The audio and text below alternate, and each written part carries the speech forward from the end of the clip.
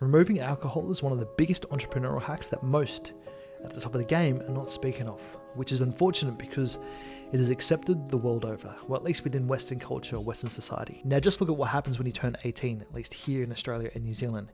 You're either met with a shoey or a yard glass. Or better yet, in the States, when you turn 21, you're either met with a ping pong table with a plethora of drinks, or itching to get into one of the nightclubs in Las Vegas.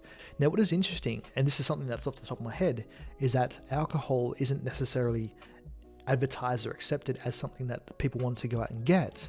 What they do is they see their friends or family all throughout social media, and by subconsciously taking in that fun, excitement, happiness, equates to having alcohol. So if you look at some of the parties or some of the dinners or some of the events that you have, it is usually accompanied with alcohol. Now for me, I started my agency back in 2018, or at least the back end of it.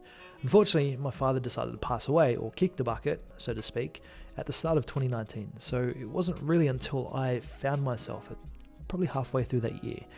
And what's interesting is that when I reflect, it was actually when I stopped drinking alcohol at that same time, I realized that, hey, things started to move forward. So for you, if you're stagnant within the business, or if you're not finding yourself moving in the right direction that you want, better yet, go cold turkey. Give yourself an 8 to 12 week sprint where you're able to really abstain from alcohol and get the body moving in a flow state.